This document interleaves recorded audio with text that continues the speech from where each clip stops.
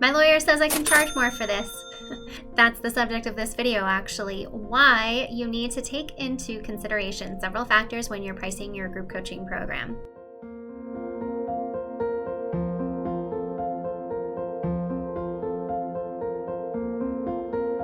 Be sure to hit like and subscribe. We are nearing the end of our group coaching legalese series, but we've still got more because in our next video, I'm going to talk to you about how I know that your business is ready for a group coaching program that is likely to sell out. All right. When it comes to pricing and packaging, this is one of the hottest topics on any kind of coaching program that I ever talk about. Today, I want to take a little bit of a different angle with you.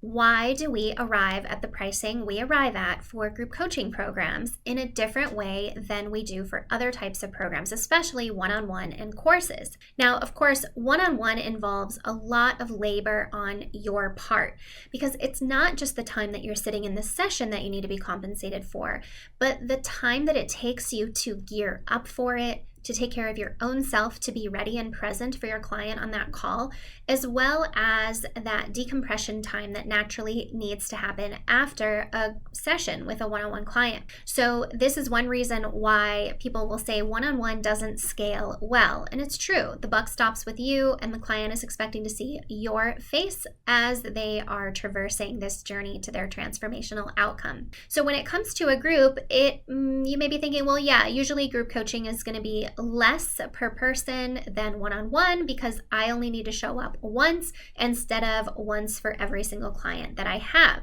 And that could be true in a way, but there are differences about the way that you sell group coaching and the way that you show up in group coaching that are still going to require a lot on your part. So we want to make sure that your price is inclusive of everything that you actually need to cover instead of just time and the recorded materials that they may receive in the program. So it goes without saying, of course, that you do still need to be compensated for your time. So you'll want to focus on the time that you'll actually be handling calls yourself, the time that you will be writing in the group if there's support in between, any kind of one-on-one time that you are giving to your clients. Sometimes coaches will offer a one-on-one session as a bonus for paying in full in the group program, things like that. And you will also want to make sure you're being compensated for your time to gear up and come down from what could be lengthy calls in the group setting. But that's just your client time that you need to be taking into account. The other thing about group coaching is that the price point may still require you to be on discovery calls. So you can look at your track record on discovery calls relative to the number of places that you want to sell into the program and set aside the amount of time that that is likely going to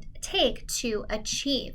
You want to build that into the time that you're going to dedicate to this program. Beyond that, there's going to be the administrative component. How much time do you expect to spend training your support coaches? How much is the value of that training? After all, your support coaches are likely to be getting intimately familiar with your absolute best content by going through the course material itself. What would you ordinarily get paid for that number of people to go through your course content and to be trained and guided by you?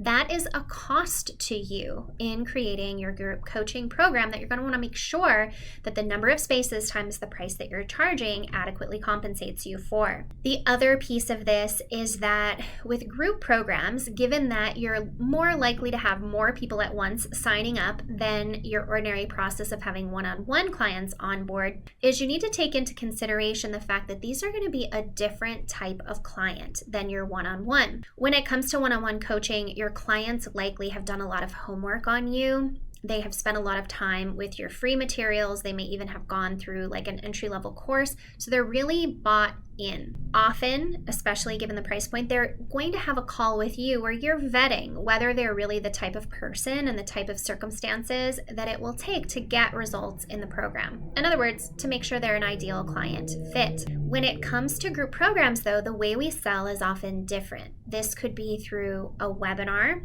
where they are getting to interact with you somewhat, but it's really a one-way conversation. The other thing is they may be coming to you making the purchase decision after reading emails, after seeing social media posts, and reading a sales page. That's very different than having a one-on-one interaction where some rapport and trust are built. So the people who are coming into the group program are going to, by nature, be more distant from you than the type of person who would sign up for one-on-one. So with that in mind, they're also likely going to be more distant in the program, just by nature of it being a group as opposed to one-on-one container, which means that if they're feeling any kind of way, they are more likely to request a refund or a chargeback. So I have said it before, and I'll say it again, that clients who ask for refunds, even when there's no refunds policy, sometimes get them. And it's because they're successfully able to argue to the payment processor that there's some reason they're entitled to an exception from your refund policy. That is something that we can prevent against with proper legal documentation. So check out a couple of videos ago where we go through that exact legal checklist, but we still want to be sure that the price reflects the fact that you may lose one or two,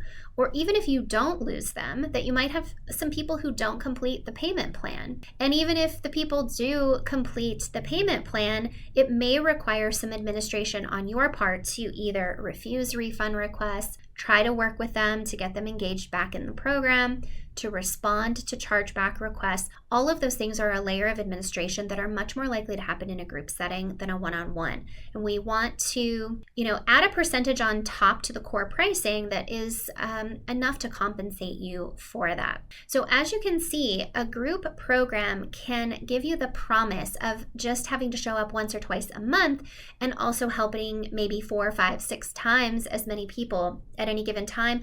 But that's a little bit misleading when you think about the fact of all of these additional considerations. And you can see that it can be just as much work as a one-on-one roster, but just allocated into different types of work. We want to make sure you're adequately compensated for that. Now, of course, going beyond that, there's the coordination with your guest experts. There's the promotional material related to that. There's the interfacing with your support staff who are actually in the group. These are all things that go into managing a successful and especially large group coaching program. So the takeaway here, I hope you can see, is that there's more to a group coaching program that meets the eye, and you want to be sure that you have adequately compensated yourself for all of those different types of activities and efforts that you're going to put into the group that go well beyond just how you're helping the coaching clients that are in there. All right, if you are still sold on a group coaching program, which I hope you are, these are not insurmountable things, these are just business ownery things, and I want to bring them to your attention so you actually get paid for them.